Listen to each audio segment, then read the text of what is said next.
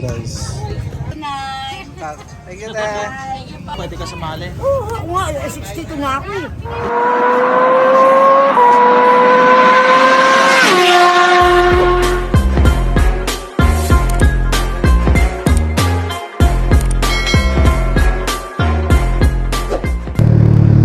What is up, guys? Jeff Lane here once again. Welcome back to another episode. Medyo matagal-tagal tayong hindi na naman nakapag-upload. Yun. And dito tayo sa Megadike Access Road. Sadaanan na natin to dati nung pumunta tayo sa bahay ni Jason, yung ating bunsong kapatid na lalaki. And for today's episode, kasama natin si Macy's. Ayan, OVR natin siya ngayon. And yung pupuntahan natin, nakita ko lang sa Facebook.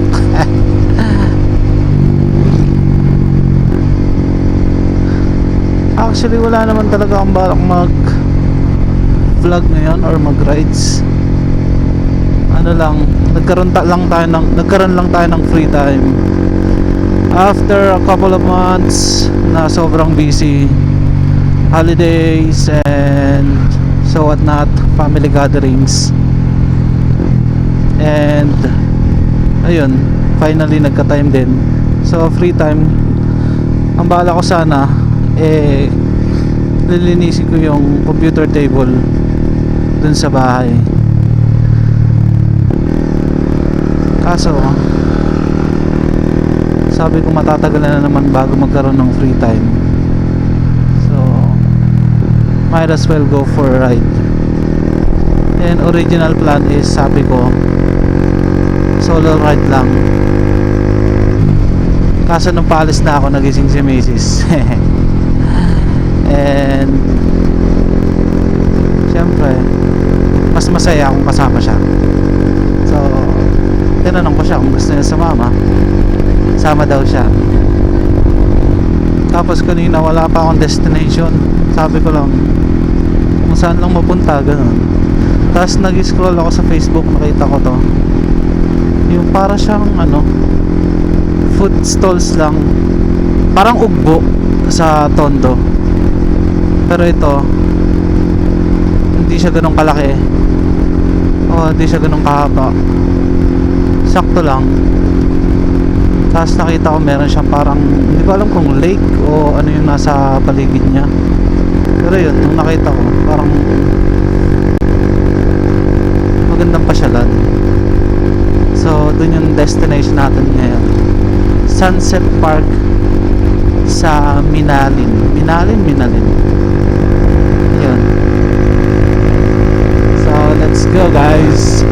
Check natin yung mga masarap na pagkain doon, kasi maganda yung review doon eh. And for today's kwentuhan, gusto ko lang i-share kasi nakakawang kami nung nakaraan. Ang nakuha dalawang cellphone, isang laptop, tsaka isang riding boots. Kaya wala tayong riding boots ngayon. So nakakatakot na lang ngayong panahon na to, no? Kasi hindi ko alam kung bakit, pero sobrang dami na ng mga kaso ng nakawan, patayan, tsaka mga holdapan, mga ibang krimen, no? Hindi ko alam kung ako lang yung nakapansin, pero parang naging sunod-sunod na siya. Pag nakakapanood ako ng mga ganong sa Facebook, tapos laging comment, lagi ako nakakita ng comment is, ibalik nyo na si Duterte. Hindi ako into politics, no? Pero on my experience, mapapansin mo talaga na nung time ni Tatay Digong, talagang takot yung mga kriminal, even the drug addicts na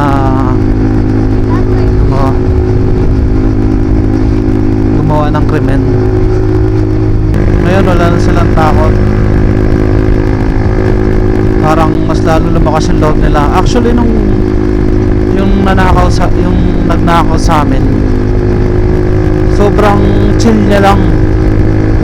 Pumasok siya sa bahay, kahit na natutulog pa dun yung anak ko sa may sa may sala.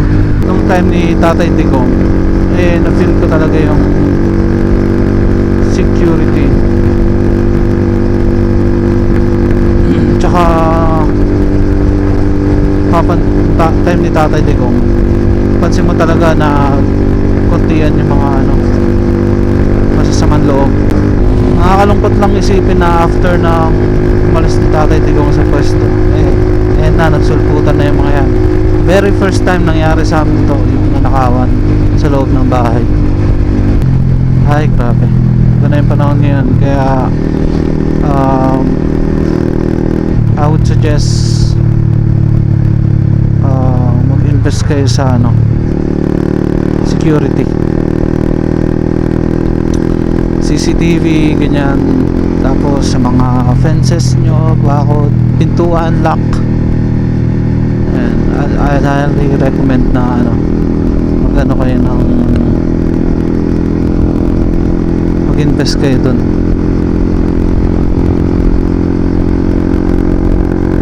for your own security.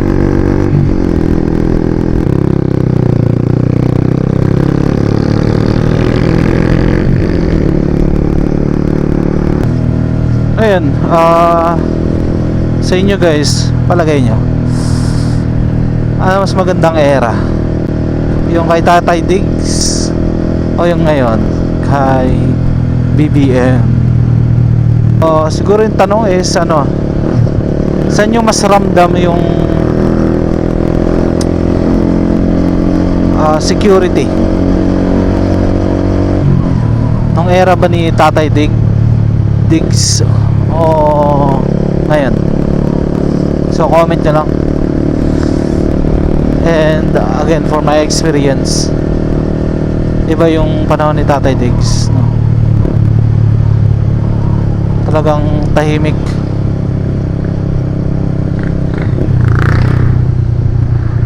Siguro dahil na rin sa takot, tsaka mga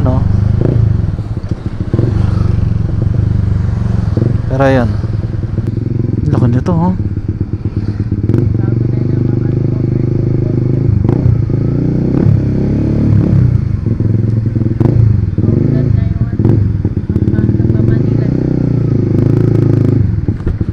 Tandaan mo to, mahal. Diyan tayo nanguha ng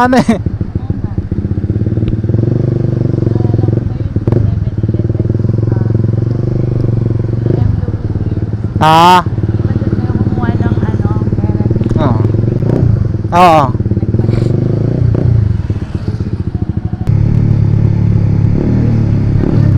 Yes to. Happy Fiesta.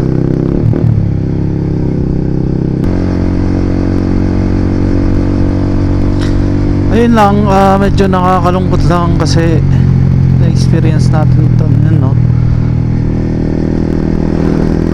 Natin, kumbaga, na-experience natin siya first hand, yung manakawan ng ganun. So, yung mga may bahay dyan, I would recommend na mag-invest kayo sa security nyo. Hindi ko mukha namin huli na yung lahat. Tsaka pala kami nagpakabit ng CCTV. Ako pala. Ako lang nagkabit.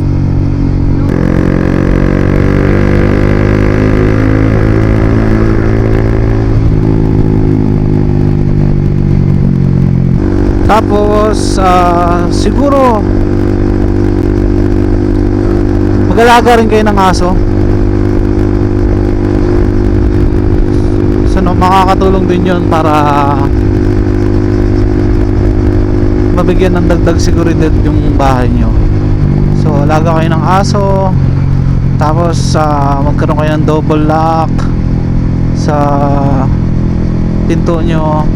Tapos yung mga fences nyo, as much as possible, lagyan nyo ng barbed wire or anything, pataasan nyo para mas makakadagdag sa seguridad ng bahay nyo.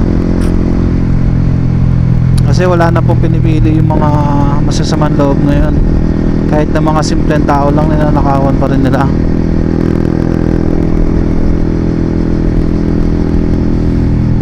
Sino to?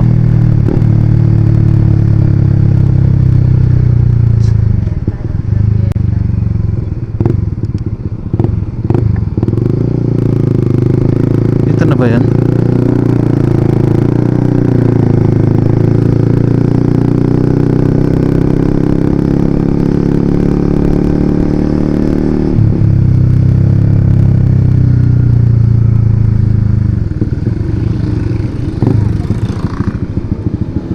Taas.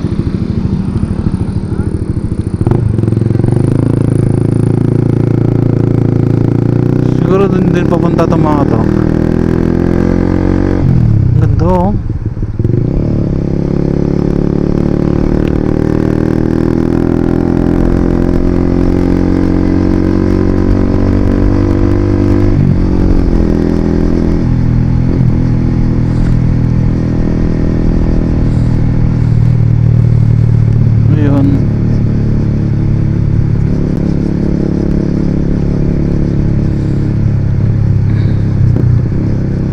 So maganda mayroon ding aso sa bahay kasi at least mangingilag yung mga magnanakaw pagpapasok sila, diba? Pero yung mga alagaan yung aso, mga ano medyo malalaki konti, huwag naman mga cute, baka pati yung aso nyo nakawin eh. Kung mag-aalaga kayo chihuahua tapos yun yung papabantayin nyo, mga poodle ganyan, siyempre baka pati yun nakawin. So medyo malalaking aso, kahit mga wala, kahit anong aso yan, askal man yan, basta medyo malalaki, para at least mangingilag sila na pumasok sa inyong property.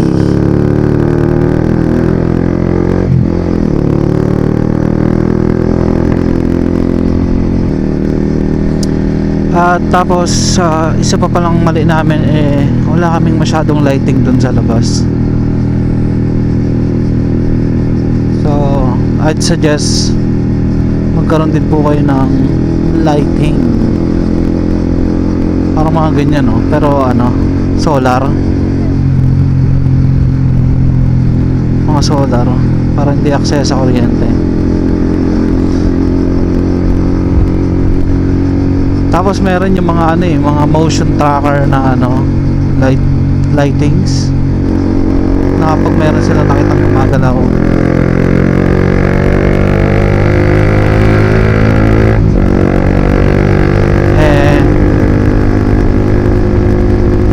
kusa silang iilaw, mga motion sensitive trackers, lighting, motion tracking lighting. Nagsasabi mo. Woohoo! Ito naman guys, oh, ganda oh.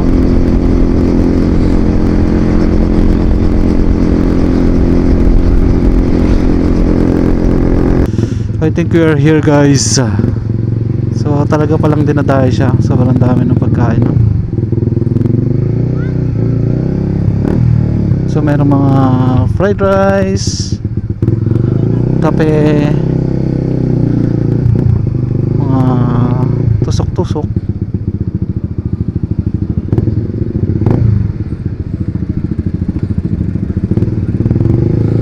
shawarma. Ayun o.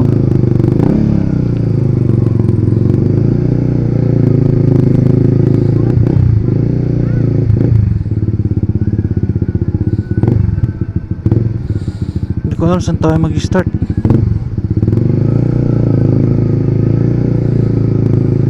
Ang dami niyang haba niya eh oh. So maghanap tayo ng parking.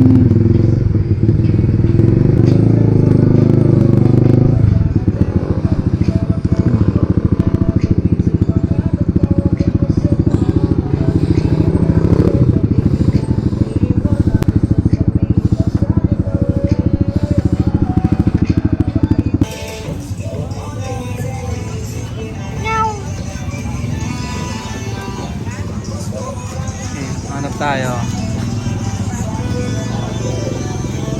Hanap tayo ng makakainan, guys. Sa inong daming tao. So talagang dinadayo siya. Mga 1 day old na rito. 1 day old.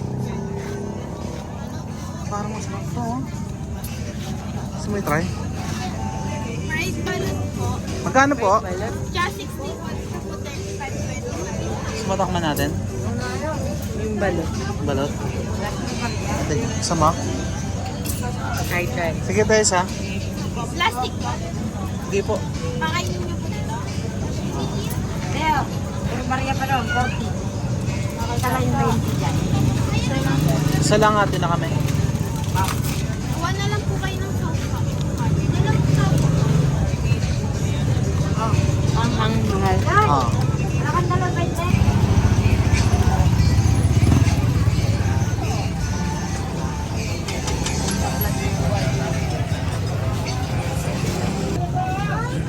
Teka lang nagtitinda rito ng fried balot, no? Fried balot ako lang. Ikaw lang. Wala pang pandemic kami na. Pandemic pa lang. Wala pa. Ah, so 2018. Pandemic, huminto kami. Ah, Tapos tumatapos ang pandemic, bumalik kayo. Pero dito na talaga yung pwesto niya, Nay. Sa Sunset, no? Nung una dito, tapos lumipat kami doon sa kabila. Tapos saglit lang. Tapos, bumalik na kami dito. Anong pangalan niya, Nay? Wilma. Wilma. Yep. Guardian kaya? Uy! Ayun o, guardian si nanay. Oh, Mataas na yung ano ko. mataas na yung ranggo niyo. Ayan. Kaya huwag kayo loloko-loko kay nanay Wilma. Guardians yan. Pwede ka sumali. Oo, nga. 62 nga ako eh. Ilang ka na? 62.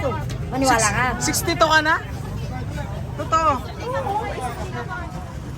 Kala ko mo, nasa 40 plus ka pala. Ang bihira. Ate Wilma, thank you ha.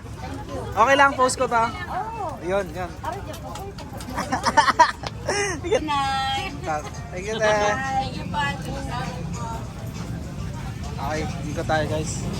Medyo bumaba na yung ano, yung araw. Yan na sunset.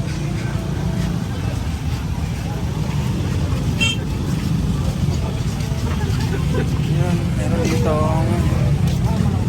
noodles.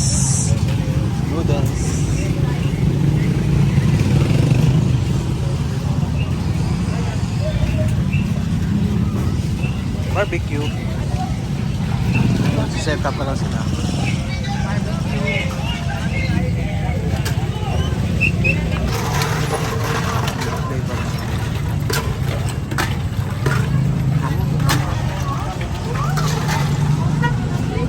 Sisig rice. Dinakdakan. Ito dinakdakan. Magkano po yan?